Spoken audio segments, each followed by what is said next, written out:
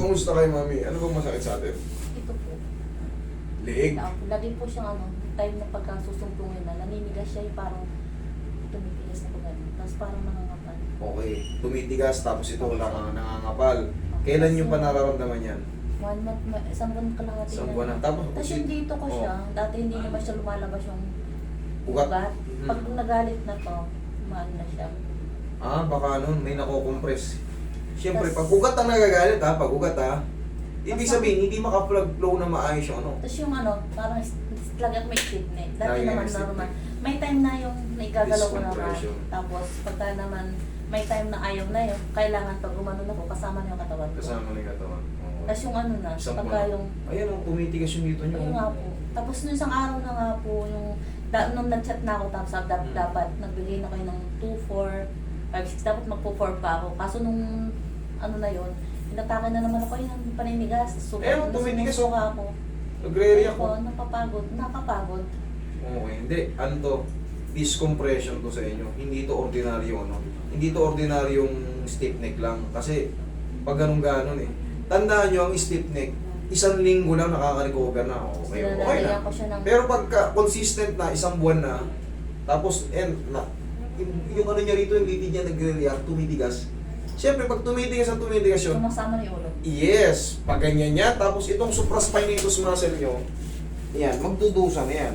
Kumbaga, yan. Pagod na pagod na ako. Siya ang sasalo ng mga lamig-lamig natin, yung muscle.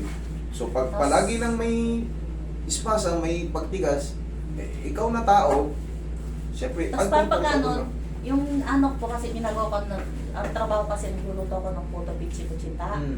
Tapos deliver ng hospital canteen. Lagi ako nakatungong ganyan kapag ka nagluluto. Tapos yung sa pagka nagdalak parang pakiramdam ko nagdalak. Mami, kasi hindi pa na-adjust eh. Hindi pa na-adjust. Kumbaga, siyempre, nangangawit siya sa position eh. Eh may problema, maglalak talaga. Ngayon, pag naayos to, unti-unti na yung makaka-recover. Okay? Tapos, bilihan nyo lang to ng pau. Yun ang ipapalop nyo. Bumili kayo ng pau, kahit pa paano lambingin nyo lang. Sariling lambing lang ng ganyan. Hindi nyo didiinan na. Yan, tingnan nyo. Kung paano ko nag-haplos. Parang dumudulas lang. May diin siya, pero never na masasaktan. Kasi pwede ko tong i-hard eh, pero hindi ko ginagawa. So, totoo lang, kaya. Bawal nga daw kung pinupunas-punasan ko lang siya na lang. Bawal ano? Ano ulit naputol eh? Bawal ano? Bawal bawal. nga daw kung yung masahe ng Madiin. Opo, kaya Bawal pinupunasan ko lang siya ng madiin. Correct, bawal talaga yan madiin. Ganyan nga. Tapos, nilalagyan ko lang siya sa lompas. Okay. Mas maganda itong pau. Observe nyo. Pinalambot ko lang muna. Kasi, alam nyo kung bakit? Naninigas na yung mga muscle nyo. Ang tigas na nung ano. Sabi ko sa may Hindi kasi pwedeng basta-basta i-adjust pag sobrang stiff. Kasi makamarapture yung tendon nyo at mga muscle nyo. Pag pipitikin ko yung leg nyo eh. Kumbaga, patutunugin ko yung leg nyo. Tapos traction. Tapos tuturuan ko kayo muna, pansamantala, yung paano mag-unan. Ha? Kasi, yung ganyang kaso, hindi na kayo makakaiwas sa stiff neck.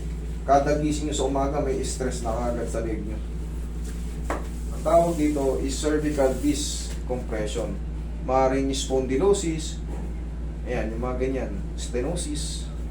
Huwag lang talaga mauwi sa mga yung durog na yung mga disc natin.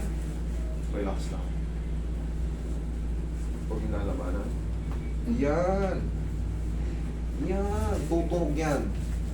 Pero hindi kayo masasaktan kasi pag tama yung position ng adjustment, okay lang, hindi masasaktan. Pero pag mali, pinilipit mo ng ganun, mangingisa yan.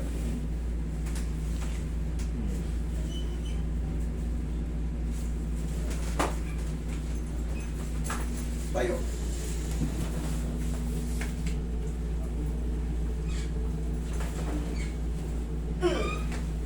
Okay, hanggang patagilid, mami. Para pati yung buong likod nyo. Malakang yung makarate natin. Tagilid. Yes. Yan, tama yan. Puso kayo konti dito, baka malagyan.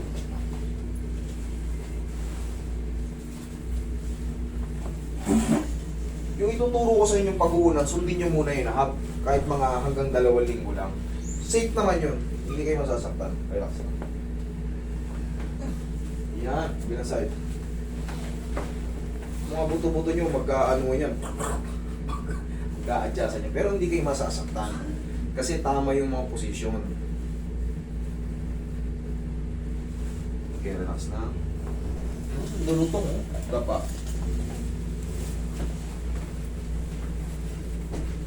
Sakto niyo po yung kumain sa butas.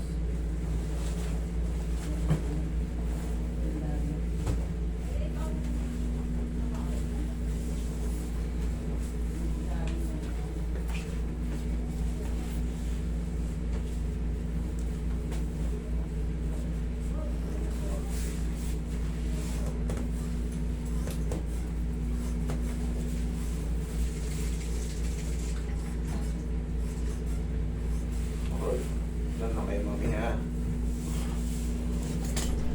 Tong, kung wala talaga magdadrive, sabi mo ako na magsunod.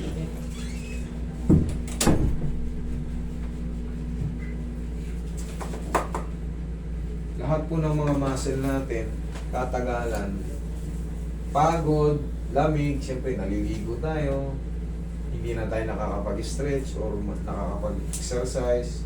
Normal lang kung ano yung ginagawa natin. Ligo, kain, luto, tulog, kain, lakad ng kaunti, luto ulit, gawaing bahay. Wala na, hindi na napiplex ng maayos yung mga muscle natin. Hindi katulad yung mga nag-e-exercise, the best yan sila. Stretching, papawis, cardio, Yan. tihaya. Tayong mga busy sa palaging Tupin niyo po yung tuhod niyo, taas po yung baba. busy tayo sa business. Okay. Business na ano, siyempre, yun ang ano sa atin, buhay. Nakakalimutan na natin talaga yung exercise. Totoo yan. Ako nga, bihirang-bihira ako nagpapawisan na ngayon. Kung di pa ako mag-billiard. Inhale. Exhale. Oh, huwag mo labanan ha. Okay, sabay. Inhale. Exhale. Yan. Mahalaga kasi to kasi nasa leeg yung ano mo. Unang-unang makakatak ang leeg sa traction. Diyan ka lang. Ngayon, tuturuan kita kung paano mag-unan. Pero magkakaiba tayo ng unan sa bahay. Obserbahan mo lang kung paano lumapat yung higaan. Ayun, Manipis lang yung unang ko. manipis lang unan mo. Palitan muna natin yung unan natin ha. Obserbahan, upo ka. O, dito ka, higa ka dito. Sige, higa ka. Dito ulo. Tingnan mo kung ano. Mapapakaramdaman mo, angat ka konti, angat ka konti.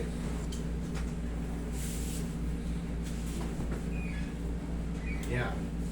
Ganyan ang tamang pagkunan. Pinaka-message ko. Pansin mo yung leg mo. Puwersado, hindi. Puwersado o hindi? Puwersado yung leg dyan? Hindi, dati. Okay. Dati pala eh. Ngayon, hindi na puwersado yung leg mo dyan kasi leg yung may problem kay madam eh. Ngayon, yung bigat niya, sasaluhin nito, Ayun, yung likod. Meron sa ilalim. Yes! Yan ang tamang pag-uunan mo na pansamantala. Kasi wala kang dalang files, hindi natin alam kung ilan yung may tama. Wala naman. Ngayon lang kasi ako nagpagamot. Wala naman ako nararamdaman talaga eh. Oo. Yun nga, hindi. Kita mo, consistent na isang buwan na eh. Sumbot ko lahat na rin. Isang buwan ka lang din na. Kaya nga, hindi ka talaga nagpapagamot, sadya, di ba? Kaya nga, hindi natin alam. Wala rin ako eh. Nauna pa yung albularyo. Magpa-hospital kayo kung gusto nyo malaman. Kasi sa albularyo, hindi nila kaya to promise. Naniniwala na sa albularyo, pero to, compression to ng disc. Hindi kasi pag sa hospital Okay. kasi kung ano-anong gagawin sa'yo eh. Ang pinaka-the best yun ng ano ron, siyempre, ano tayo eh, science tayo. Science. Hindi ubra yung albularyo dito, pero kung lumalaki yung mga bagay na iba-iba, siyempre tayo mga Pilipino naniniwala tayo. Kaya kami na ano dito, dati nagpagamot ako yung pamakin ko dito, na ano Hmm. naman, tapilok. Oo. Tapos, yun tapos yung nagsama sa amin ngayon, nagpunta sila dito dati. Mm. Hindi nyo daw siya ginalaw. Bakit? Kasi sa likod yun eh, may breast cancer kasi yun. O kaya Hindi nga nyo eh. daw, hindi nyo ginalaw. Binigyan nyo pa ng 3,000 yata o 3,500. Parang gano'n. Oy, Kaya siya yung nagsabi sa amin na ano, siya, tapos sabi ng asawa ko, sige punta na nga tayo doon sa 3M. bakit? Alam niyo kung bakit ko siya, no? Alam niyo kung bakit ko ginagawa yun. pagka alam kong wala akong magagawa sa isang tao at alam Ano kong kasi yung talaga hopeless din sa mga nakaka-affect bagay-bagay na ano, kumbaga siyempre pagka ako marunong akong tumingin sa tao, marunong akong tumingin kung kailangan niya talaga ng tulong. Hindi ko kaya eh. O didalhin ko siya, bigyan ko siya ng ano para makapagpa-check up siya. Tapos may breast cancer. Siyempre, alam kong hirap na yung tao. Kahit pa paano, mabigyan ko man Hindi, lang ng ano kasi kasiyahan. yun, hindi na kasi sinabi ng asawa niya na may breast cancer siya kahit sa mga anak niya na sinabi.